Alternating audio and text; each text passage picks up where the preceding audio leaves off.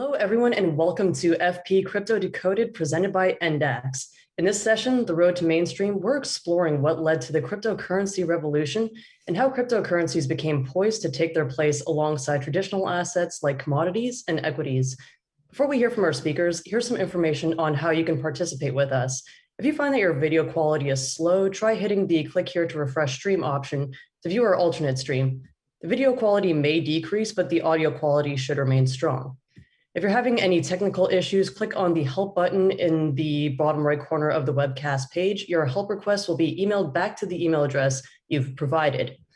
To ask a question, simply click on the questions tab on the far right of your screen, enter your question in the window, and it will be sent directly to us. We'll get to some of them later on in the show. So, how do we get here in the crypto revolution, and what did the early days look like? We've got a great panel of experts to walk us through this journey. Anthony Di Iorio, CEO and founder of Jaxx and Decentral, and the co-founder of Ethereum. Bilal, CEO and founder of Canadian crypto exchange Ndax. Igor, author of Blockchain Babel, and of course, Todd, the managing director of MMH Data Systems. Before we get into our discussion, here's a word from our sponsor. As one of Canada's leading cryptocurrency trading platforms, Ndax is thrilled to be the presenting partner of CryptoDecoded. If you're interested in learning more about crypto or ready to begin your own investing journey, you can visit Ndax's website at ndax.io and download the Ndax app, where you can purchase your favorite digital assets easily and securely.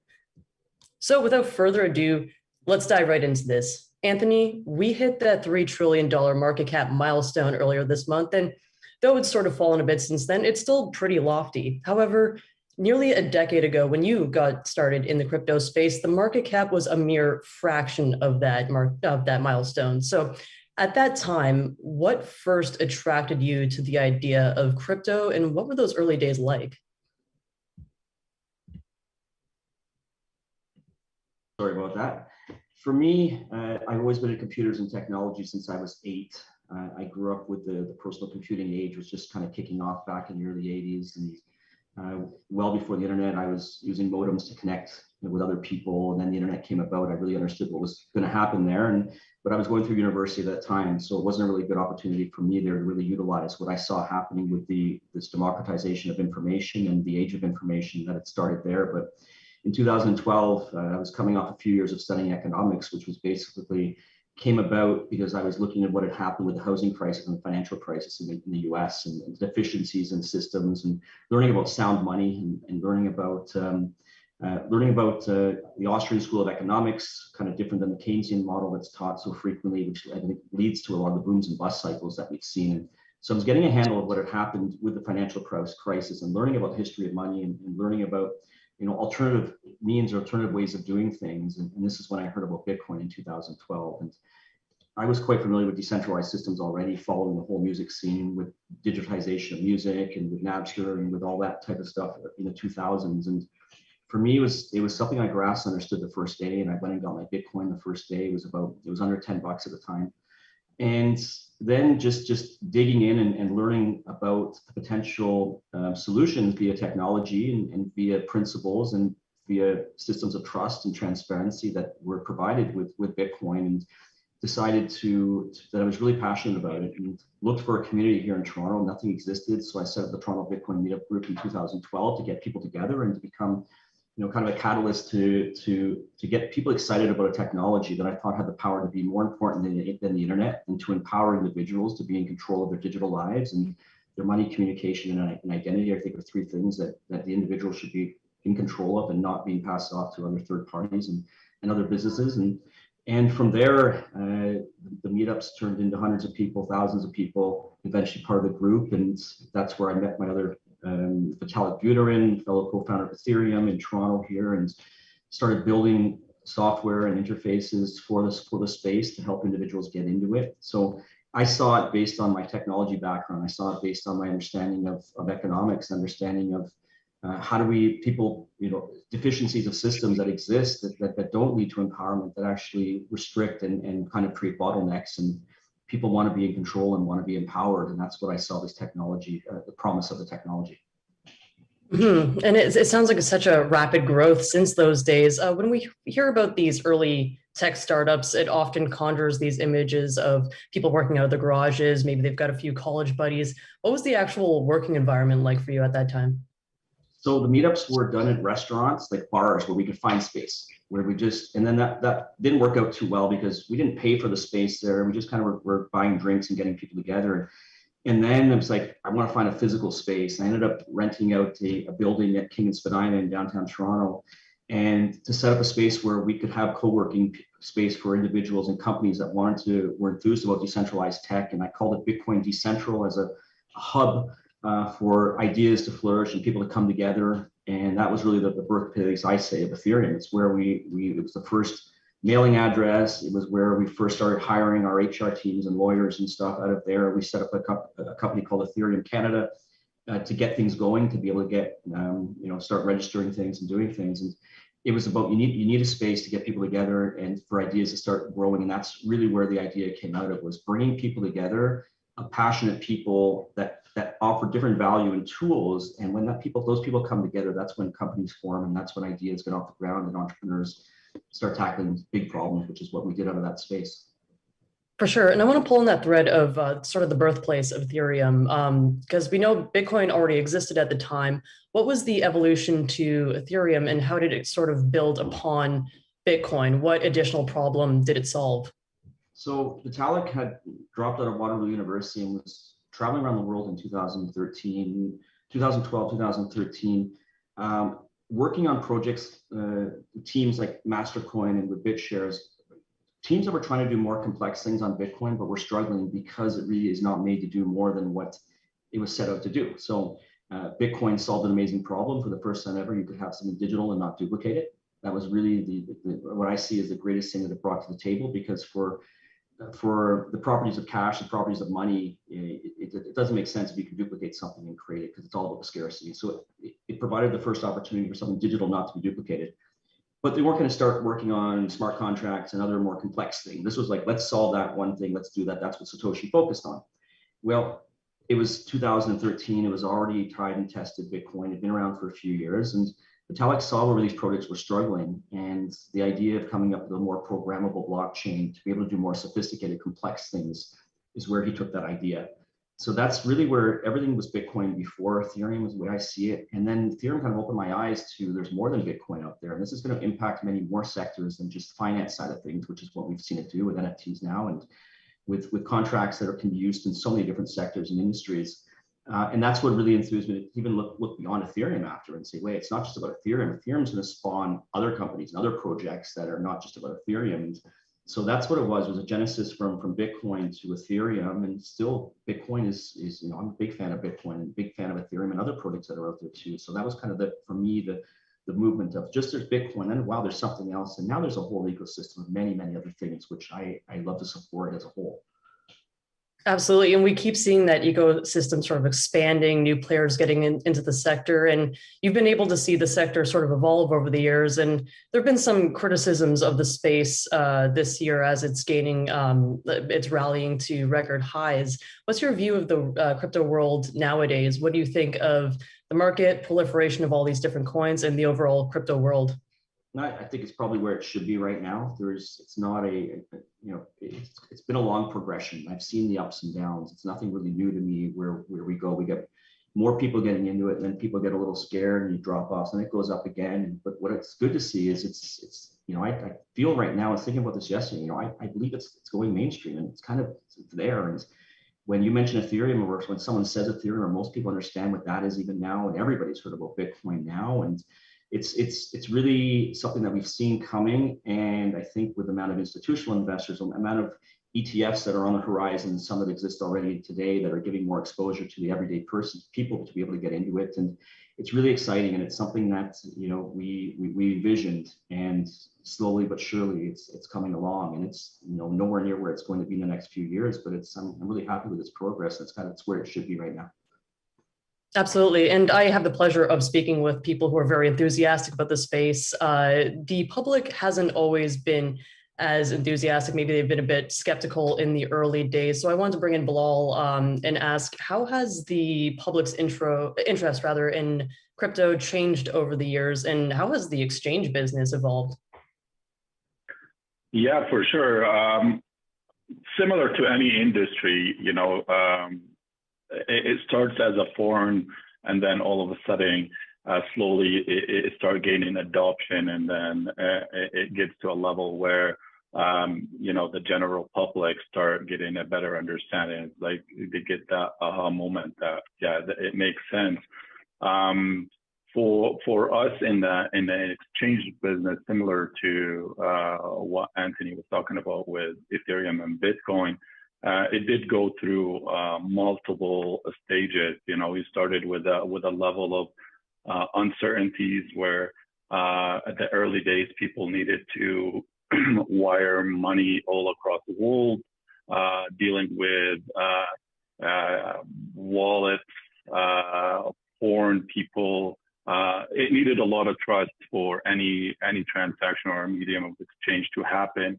And it started evolving until the 2017 area where there was a bit of a mixed match. You know, you got the exchanges that existed, and then there was legacy exchanges. They still doing it the old way, but they were well-known exchanges. And then you got products like ourselves where we saw where the mainstream is going, and we needed to bring a bit of more traditional experience to the user. So we focused a lot on being within the regulatory aspect. You know, regulation has been a big aspect of it.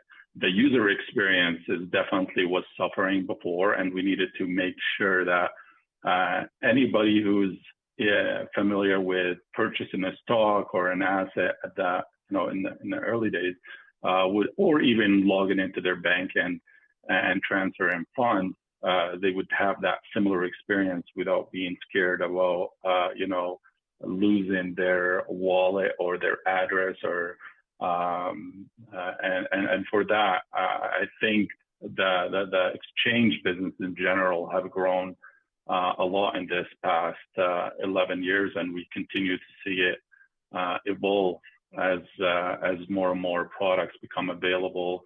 And you know, this year, 2021, we've seen a huge push towards decentralized finance, and you know, tons of products out there. So you know, in general, I think the exchange business have grown in line with the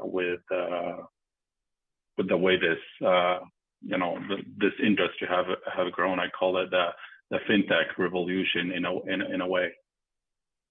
Absolutely. And one major part of that revolution was obviously blockchain. And I remember when blockchain first hit the mainstream, I've heard skeptics call it the solution to a problem that doesn't exist. But what exactly is blockchain, and what problem is it trying to solve? Igor, can you kind of fill us in on that? Sure. So blockchain is, as we all know by now, the mechanism behind Bitcoin and cryptocurrencies. So as Anthony mentioned, we had this double spend problem. This was the initial problem that Bitcoin and all of the other early coins were trying to solve, namely, I have something digitally and I don't want it to be copied during a transaction. So just if I'm sending you, you know, it's a PDF via an email, it's just copied. So this cannot happen with money. Otherwise, everything would just become completely the value will go down to zero immediately. And this is what Bitcoin did. Banks were, of course, dealing with electronic money before, but they had a lot of intermediaries in between. So there was a huge intermediary infrastructure. So you were paying companies, oftentimes dozens of companies, if you wanted to do transactions internationally. It was expensive, slow, inefficient. And with Bitcoin, you could do this with algorithms simply. And this was enabled by the blockchain. Which I think The Economist very well called the trust machine, because this is a very good description, because that's what it is. You know, it generates trust algorithmically from something that where there was no trust before. And what happened in this realization, which came, I would say, in the mid of the 2010s, was that you could actually decouple cryptocurrencies from the blockchain. And you could see that the blockchain is pretty much bigger, that it can solve much more than just one use case, namely to transfer money securely, but it could generally generate trust between a number of participants of a network without having one trusted authority, right? So you didn't need a trusted government or a trusted even intermediary within a transaction. But you could do this via technology. It would be transparent, it would be efficient, and everybody would kind of have the same view of what is going on. So that's why we call it distributed ledger technology, just like in the age of Napster and all the other P2P applications. Everybody basically had a copy of the file that was shared. And with the blockchain, we have a copy of the file that everybody is working on at the same time, which is basically a paradigmatic shift. It's a paradigmatic shift, first and foremost in finance, to this ledger idea, to this unified ledger idea, but it's also a paradigmatic shift in more generally in how we are dealing with digital trust. So the blockchain was really what was groundbreaking, I would say, much more, in my opinion, than simply the cryptocurrencies, which were one application, but only the first application. Maybe just one last word to the blockchain going forward. So there is now, or there's quite a number of companies trying to put a figure also on what the blockchain will mean to GDP, you know, they range everything from $1 trillion to $3 trillion within the decade. But what all of them say is that it will exponentially increase the benefit of having our infrastructure run on distributed ledger technologies, or blockchain as we call it. Absolutely. And do you have any more specifics on what specific, or more details on what specific uses blockchain has been rolled out or has been used for in the early days? I hear it's useful for supply chain tracking, details like that. Do you have a few examples? Mm-hmm. Absolutely. So I think most of the examples we really find still in the financial space, because this is where it came from. So obviously transactions, clearance, settlements, these are all processes where you need to transfer funds, transfer trusted funds. We have the same in asset management. We have the same with for example, KYC applications. So basically having a trusted database of verified customer informations. We also have financial use cases now, for example, in trade finance, very, very big topic, because 90% of world trade actually relies on trade finance. And it's still a very paper heavy process. So we still have bills of lading, letters of credit being printed on paper, sometimes even faxed around the world. And it's basically a logistic mess. And with blockchain, it's very simple to save hundreds of thousands, sometimes even millions of dollars for certain companies. If we look at outside the financial sector, you mentioned it, logistics is a very important point. We have many car manufacturers, for example, communicating with their really large networks of part providers, supplying part providers that have been getting early on into the blockchain. And we also mentioned the tracking and the tracing. We had companies such as Walmart, for example, tracing their lettuce or the salad or their mangoes from wherever they came from, just to, you know, have this provenance idea and to be able to prove on the one hand where it came from, and on the other hand, if there's a problem, immediately to know which products are affected. We also had this provenance approach with, for example, companies like Everledger, who are using blockchain to track the authenticity of diamonds or other gemstones. So basically everywhere in every scenario where you need to have multiple parties that need to have, let's say, the vision of one and the same ledger, and that also need to be able to contribute to this ledger. So this is really the basic context in which a blockchain makes sense. Absolutely. Yep. And it's definitely relevant in this whole ongoing conversation about global supply chains and the need for transparency and clarity there. I want to turn the scope back to Canada, though. I know some have said Canada is the ground zero for the crypto world, and others said we kind of missed an opportunity to become a real crypto incubator because of our sometimes stringent regulations in the early days. I want to kind of get Emma's thoughts on this. How would you assess Canada's place in the development of crypto?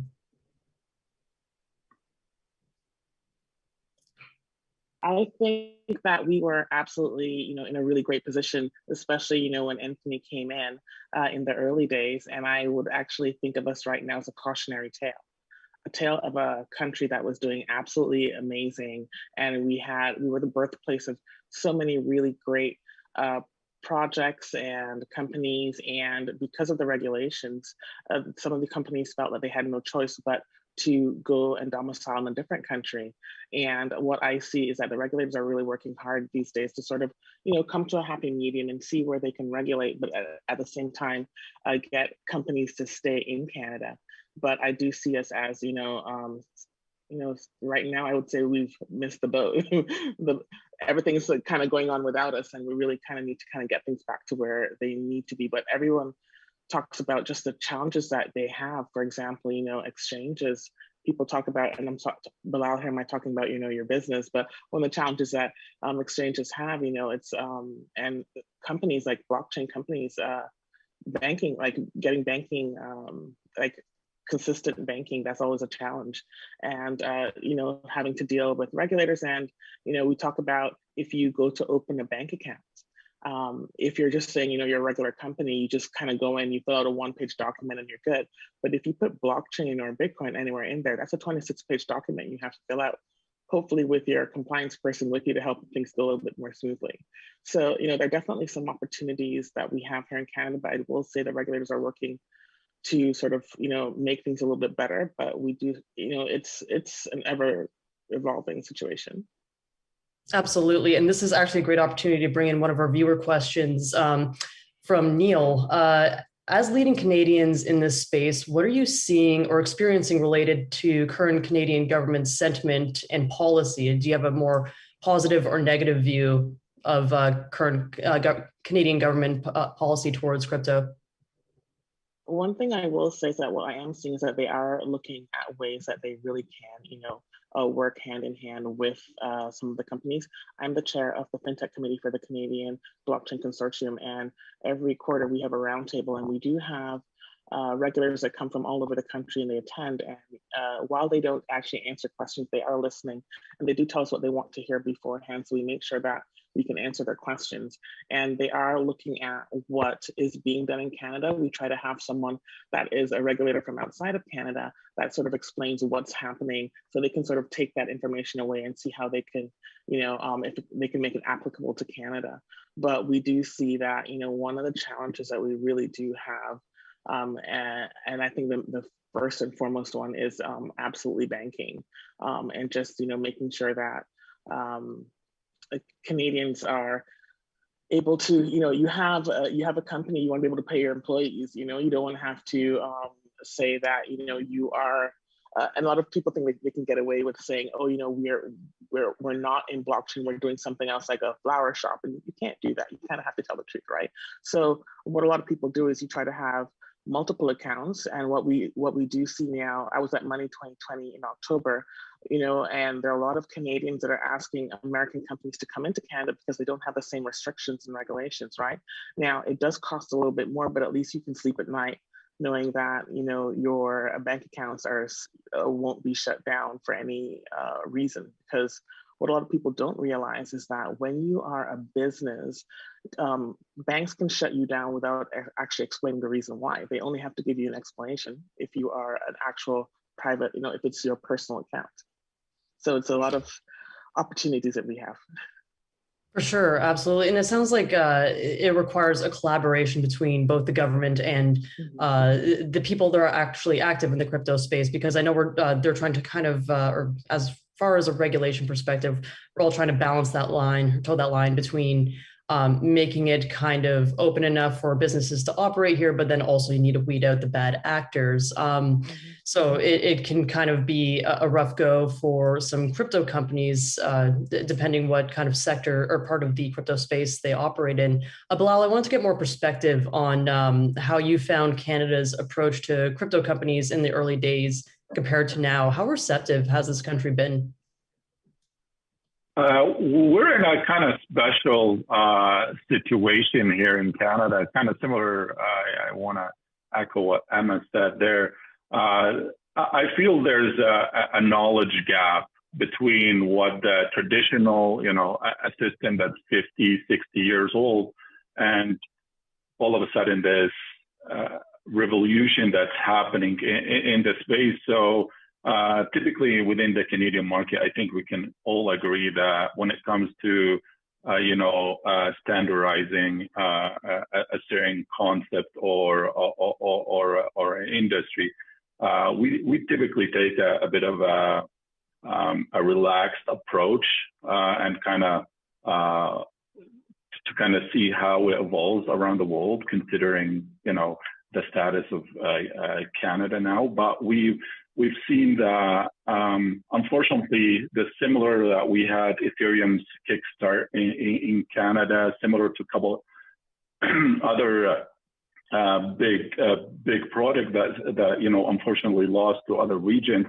We also saw a couple of bad actors in the Canadian space that whether in the crypto, in the exchange business or ICOs, or that's the scams that hit. And the first thing comes to mind for banks and for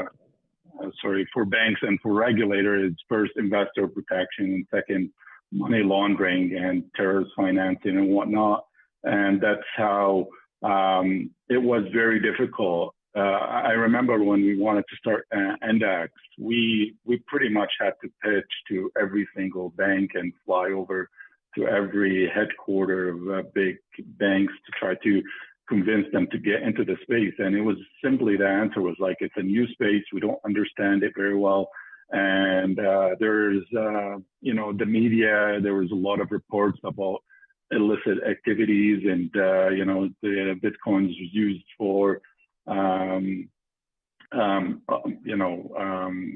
darknet and whatnot, which all these reports were later on kind of proven false and wrong, and then showing that currently actually the blockchain, while it maintained the privacy and the security of the end users transacting peer-to-peer between each other, it also provide a lot of transparency on the chain to kind of give a lot more insight than the fiat currency when you're for government agencies, for FinTech, for everybody else. So I feel like we're kind of turning a really black page, and then we're hoping that we can catch up now. We've seen that, on the positive side, we've seen that Canada right now, they're working on their CBDC, which is the central bank digital currency. That's it's pretty positive improvement, and I feel like that's a pretty good thing that's happening within the Canadian government. And then they're willing to listen and see how it, something like that, part of the blockchain uses, it can improve the monetary, the microeconomical monetary system here. Yeah, like overall, I think we're turning that page. I think it's still a challenge working with the financial system. We have a very conservative financial system, and we do understand. At the beginning when we first started, we're like, yeah, they see crypto as a threat, and then they don't want mainstream crypto because of for their own use case. But then later on, you figure out that, yeah, they have a lot of different regulations that they need to abide by, and it's a learning curve for everybody. So we've seen Fidelity yesterday got their approval through IROC, which was pretty good improvement. And then the CSA is pretty active. So we're hoping that, this year, next year, we're going to see a lot of good improvement where we have a fair balance between investor protection and innovation in the space. Absolutely. And I think sorry, I think that's actually a good point, that we're kind of closing this knowledge gap more so than the prior years, and we're seeing more people take a great interest in crypto. And to your point about the illicit activity, it's pretty interesting how much has actually come to light since then, seeing that firms like Chain Analysis found that the overall share of illicit activity used by cryptocurrencies is actually very small. It's so the data kind of pads it out. I also want to get Anthony's perspective on this, especially since the early days, how Canada sort of approached crypto companies. Early days, I mean, we've always been a wait and see kind of country, following the guidelines of others and seeing what others are doing first. And a lot of it comes from what our counterparts in the South do. So I've always tried to do things that tend to not go in the realm of needing to be regulated. I mean, I build non-custodial wallets purposefully so that we don't have to hold customer keys, so that we're not a custodian, which means we're not regulated.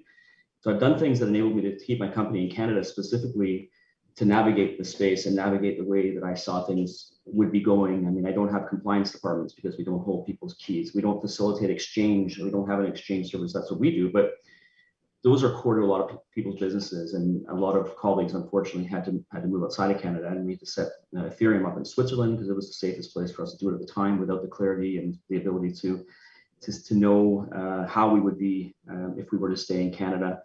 So recently, last few years, I haven't followed too much of what's been going on the Canadian side in terms of the regulations specifically for blockchain. But for the number of years where I was actively involved with working with governments or working with certain things on it, it was, yeah, that's generally what it is. Let's see what others are doing, and let's not jump the gun on things. Let's just be very cautious and then follow the lead. And that's, I'm kind of guessing that's probably where things are to date, but it's very challenging when I hear from my colleagues and friends about things like problems with bank accounts. And yeah, like it's been already stated here, problems with exchanges in their bank accounts. And that makes it really challenging for a ecosystem that is flourishing around the world and other countries with adoptions. And if you don't step up and understand the deficiencies or understand where you're fearful, and education is really key to then be able to make the decisions. And I really do encourage government bodies and regulators to learn as much as you can about this and understand that it's here to stay. It's not going anywhere. And maybe there's other ways to look at what you may be afraid of, what you think is going to be happening from this technology, but it's not an ability to it's not going to be squashed, and it's not going to be something that there won't be repercussions if you do place too many stringent activities on it. You're going to, in a global economy, you're going to have people go elsewhere, and you're going to have other countries that are going to take the lead. And it's a space where there is opportunity for jobs to be created. There's opportunity for businesses to flourish and grow. And I think that's generally what governments want. And that's what most countries want. And if you don't get ahead of that and figure out how you're going to find your place in the world with that, unfortunately, there's opportunity to be left behind. Absolutely. And I wanted to continue on that theme with not only is crypto not being kind of squashed out, it's here to stay, and it's actively expanding as an ecosystem. We're seeing the adoption rate continue on at a really quick pace, but that hasn't always been the case. What do you think changed people's minds, as we're talking about trust? What changed people's minds that Bitcoin, crypto, and the underlying technology like blockchain could be relied upon? What was the single biggest factor driving this adoption? I think it's the persistence and consistency of the builders, the creators, the infrastructure builders that have consistently over the years have not given up and realized that innovation and technology and things, it doesn't go down at all. You may have the prices that go up and down, but you have people that are building over the years and building long term.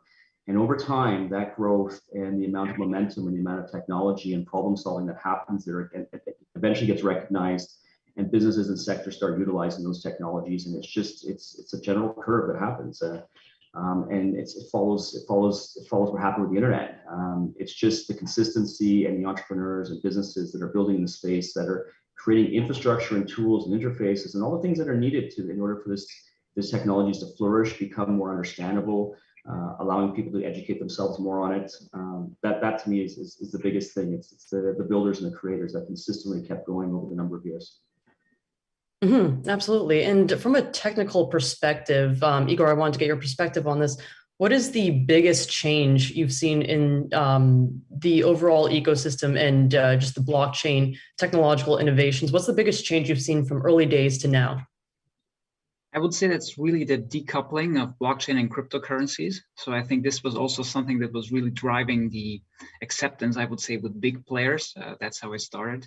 I mean, I share what we discussed before, that many banks and many corporations still link, cryptocurrencies, but also the technology behind it to these early days where it might have been used in the dark web and so on. And there's still this image persisting, but I think it's changing. It's changing now.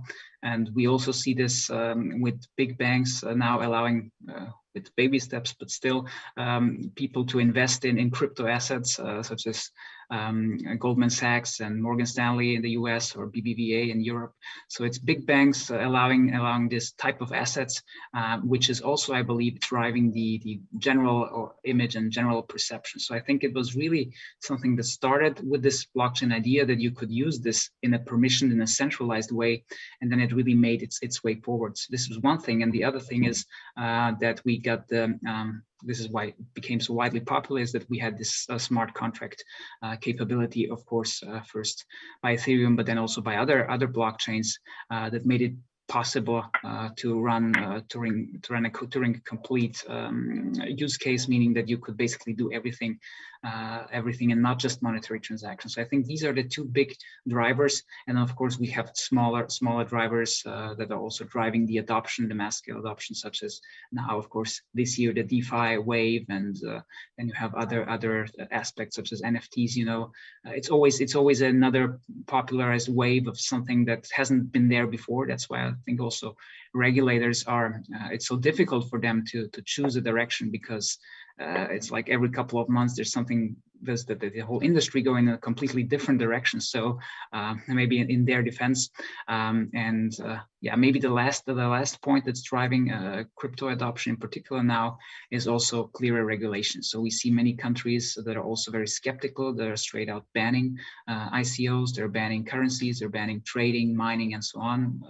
Example, China, but we have also other jurisdictions, and I think now primarily for Europe and the UK, where you have really clear guidelines now. Germany, for example, was one of the first countries to have a very comprehensive law and also a licensing requirement. It may be bureaucratically heavy, but at least companies know what they are, what they have to deliver, and then at least there's a law saying, okay, if you fulfill this, then you can do your business, and then you don't have these issues with opening bank accounts and kind of this image that you're dealing in some shady part of the economy. Because if the government says, okay, you can do it with this regulation, then it's somehow also accepted by the broader public. So I think the regulation, the clarity in regulation has also been driving especially also the big investors, the big incumbents in the financial industry in particular. And this, of course, sets a signal also to smaller banks and smaller companies and competitors.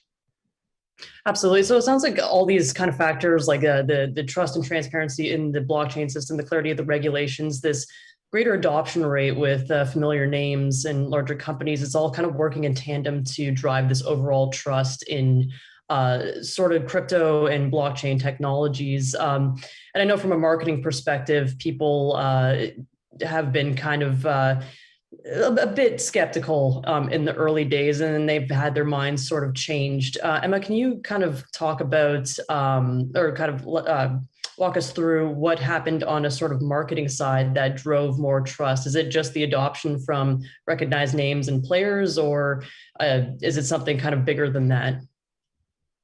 So I got a couple controversial things to say. I think it was a combination of the fact that people heard about it quite a bit, at the end of 2017, 2018, and then the price of Bitcoin went down, but people still kept working on it, adding to what Anthony said, and people kept working on it, and they kept seeing really interesting projects come out of that weren't scams, and people kept plodding along, and they started to see more adoption from people.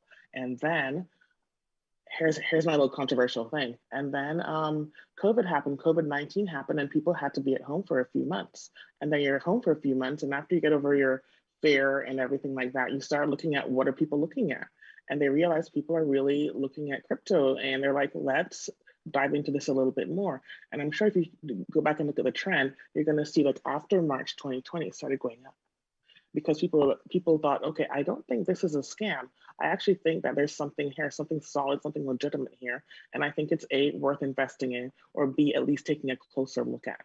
And that's why we're seeing what we're seeing right now, because people had the time to sort of stop, take a look at things a little bit more closely, and realize that the narrative that's out there isn't necessarily the correct one.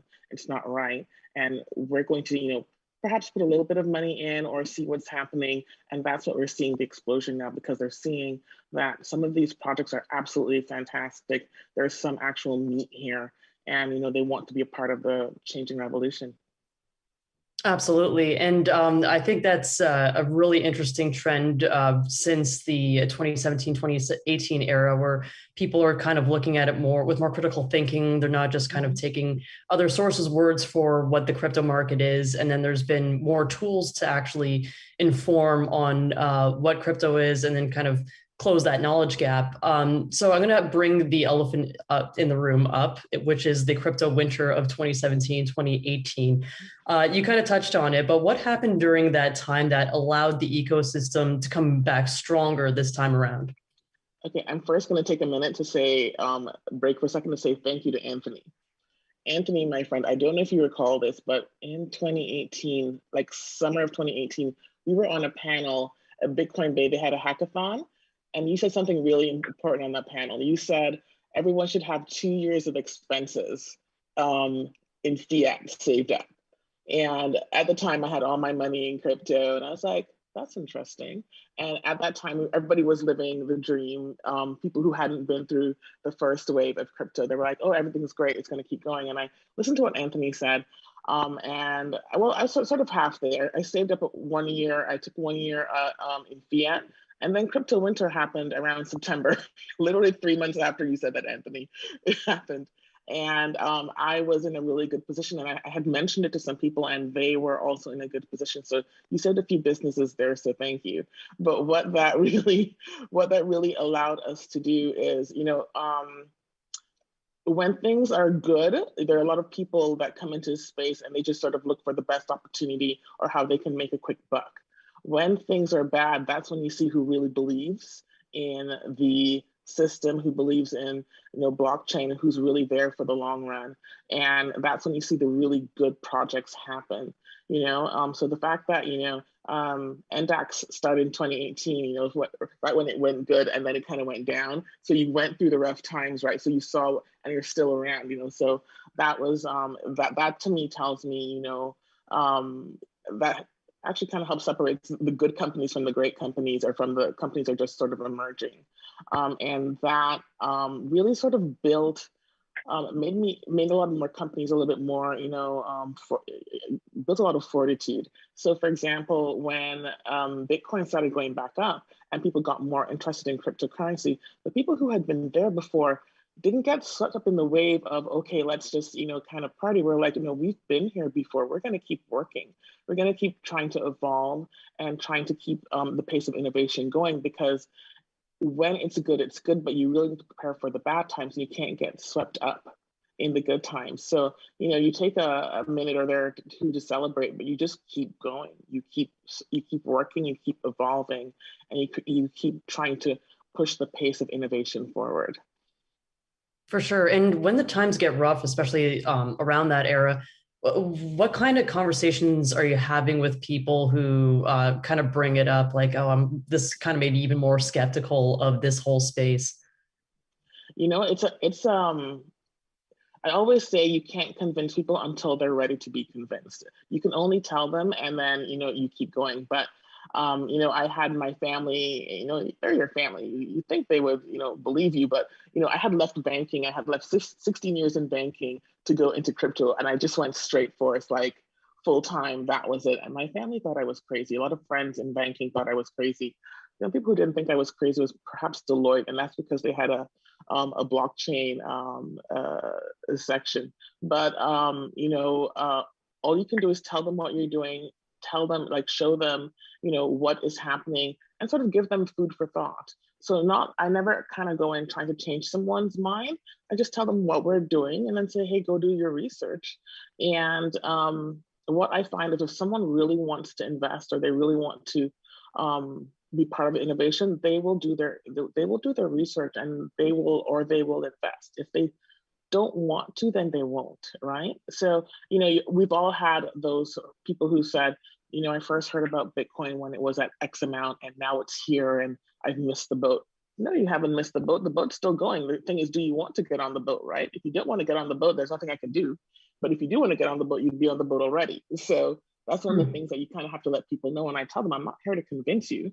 But what I have started to do is I've started to say things like, you know, if you had invested in Ethereum 1 year after I told you, that value would be worth X right now. And then the look on their face is like, oh, you know, so I just tell people, like, if you want to do something, go ahead and do it. But I always tell them, and this is very, very important, only invest in what you can afford to lose.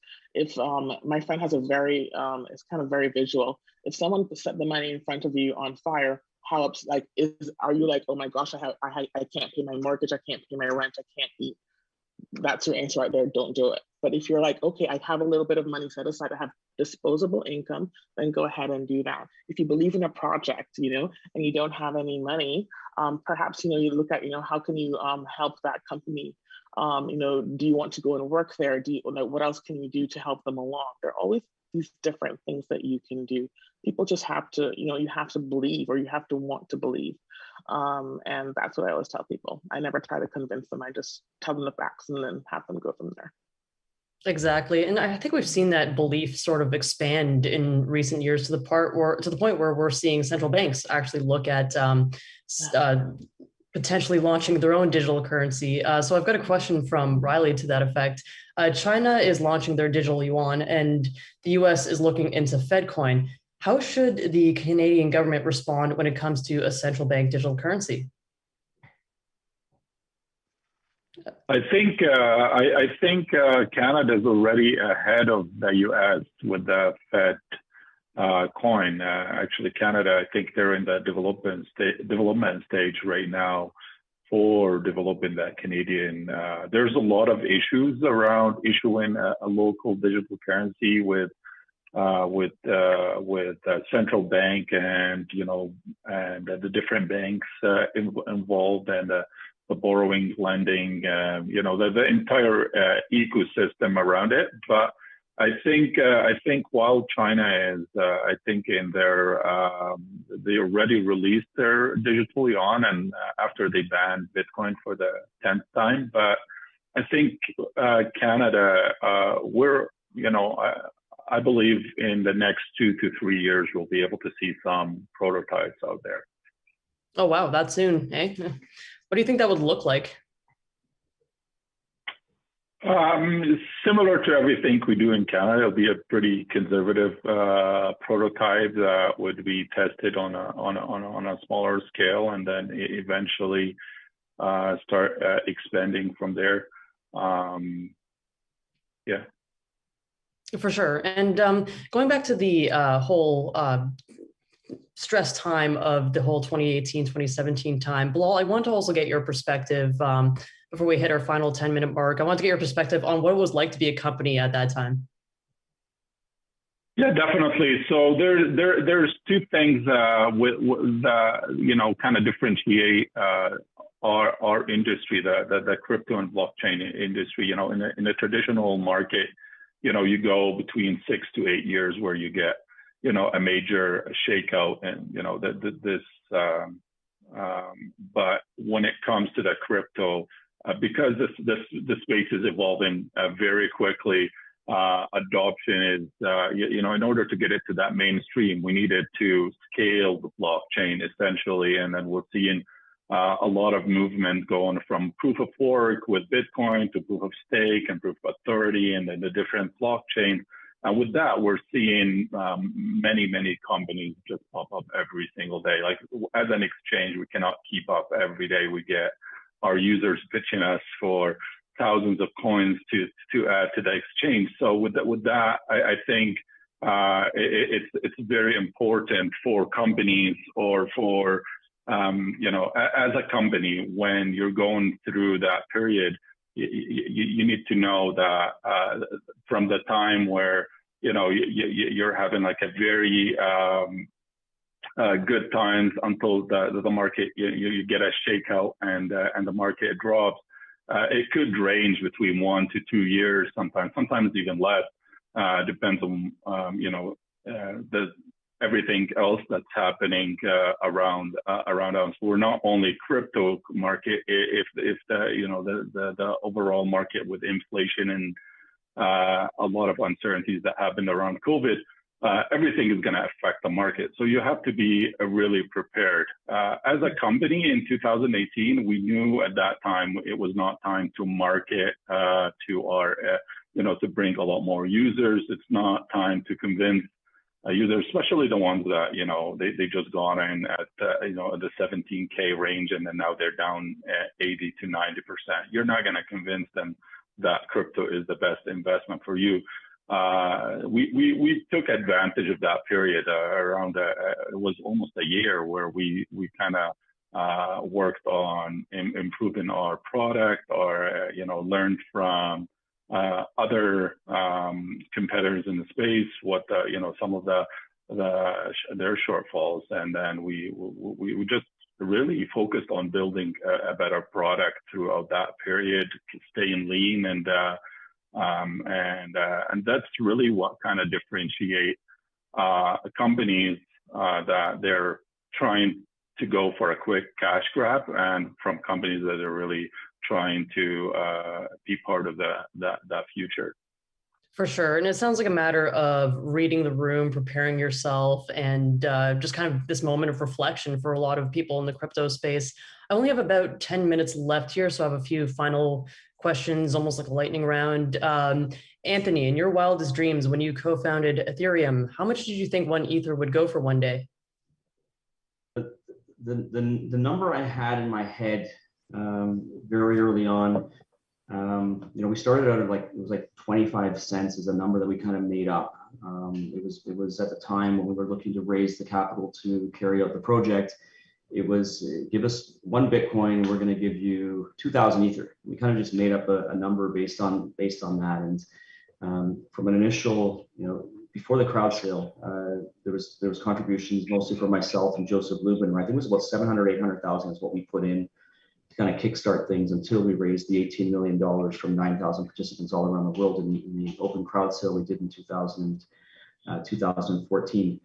And it was, in our heads, thinking about where this might go one day. So that initial few $100,000 has turned into, I'm not even sure what it is. I know it's over, 500 billion. I don't know. I haven't really tracked what the actual market cap is on that. But that number is pretty big, from a few people getting together in the early days, scrapping together money to try to fund things without wanting to go to VC, without wanting to go traditional ways, to try to figure out how can we get as many stakeholders as possible to be part of this project. And 9,000 people from all over the world entrust us with their capital to build out what we eventually launched in 2015 was really remarkable. And so getting it up to a kind of was $100 was where my thing was. If this can get up to $100 Ether, that's when I think it was going to be, that's the big number. And of course we know what it's around today. So for me, that was the marker where it was like, if we can get there, then we know we've done something really phenomenal. Wow. So the market just blew past the wildest dreams there, eh? Bilal, at your crypto exchange, what currencies do people ask for the most? Is it like Doge, Shiba Inu, something more traditional? It's a mix. It's a mix. We do have our exchange. We do, we're one of the main gateways for on-ramp, off-ramp. So we do see, the more sophisticated investors, the ones that they're looking for the longer haul, they're focused on the top crypto in market cap, and crypto that if we go through a recession, they're not worried about it too much. And then you get some FOMO from some of the new entrants, hearing the hype about Shiba or Doge or this, but the goal with adding such coins is not, we definitely never recommend, everybody knows that these coins are they're community based and community proven over and over again that it's one of them, the biggest factors in determining where a coin would go. But at the same time, we do try to let people know that these coins, anybody who asks me how much I should invest, even though we're not allowed to give any financial advice, but we definitely tell people that do not invest more than you can lose in these low cap coins. There's a lot of risks associated with them. But then they do, they do add a lot of value to the exchange, and I believe they contribute into bringing crypto to the mainstream, to adoption. Because you get someone that comes in for Doge because he heard his friend is in Doge, and then it kind of forced them to start learning about Bitcoin and all the other top cryptos out there, and then eventually they turn from a hobbyist into a believer in the space. So I think even though those coins might not add a lot of value to the overall industry, they do contribute into bringing mass adoption to the masses. Absolutely. Yeah, and I have a question from viewer Steve that I'll throw to Igor. Will quantum computers one day be able to decrypt and hack crypto security? That's an excellent question, actually, because maybe for those viewers who are not so familiar with quantum computing, basically it increases the processing power exponentially, which obviously would be very, very dangerous for all kinds of cryptocurrencies working with proof of work mechanisms, where you are basically trying to solve complex puzzles, or actually finding a number by brute force should be the real description. So basically you're plugging in values, and if you have a supercomputer, you can plug them in much faster, which means that those miners who could get hold first of the supercomputers, they would have massive advantage. Now, if you want to know if it would be dangerous for past transactions, then that's not so easy, even with a quantum computer, because you have the time limit and you would have to remine the whole chain to get to a certain transaction. So the danger would really lie in newly, freshly minted coins, and then taking really hold of the mechanism. But so far, to be honest, quantum computing is still at a very, very early stage. So it's more, I would say, an idea, or more a concept that some researchers are trying to validate, at least some basic research. So we're still maybe even decades to go until we finally reach a quantum computer that can also be used by miners or by people participating in the network. Absolutely. Sounds good. And we have one last question from viewer Ashley. Would Canada benefit from having a crypto regulator, or do you feel that existing bodies and policymakers would be up to the task? Anthony, what do you think? I don't think I'm the best here to probably answer that. I think there's more that are following what's going on the regulatory side in Canada right now. Of the three here, maybe that could provide a better rationale as to what's going on right now, what bodies there are that are regulating it, and what they think might be a good approach for governments to do. Oh, for sure. Emma, do you want to take on that question? I would say there are definitely some opportunities. Countries like Australia only have to deal with one regulator, whereas if you're in Canada, you have to deal with the federal and then provincial, and depending on where you want to operate, you're also dealing with those actual provinces. So there's definitely some opportunities, but I'm fairly sure that we will, or I'm hopeful, let's just say, I'm hopeful that we will come to consensus and it will work out in the future. Sounds great. All right, that's basically all we have for time. Thank you to our panelists, our audience, and our presenting sponsor, Ndax, and our supporting sponsor, Netcoins. Thank you to all our viewers who submitted questions. We couldn't get to all of them, but we will try to answer them in the upcoming editions of our FP Finance newsletter. It comes out every Thursday. Also, we're keeping the crypto conversation going, so don't miss our next event in the series called Benefits and Challenges of Cryptocurrencies. It's happening on December 9th. You want to register for that, visit financialpost.com/crypto to register. Thanks again, everyone, for joining, and have a great rest of your day. Thanks, Stephanie. Thanks, Stephanie. Have a great day, guys. Take care.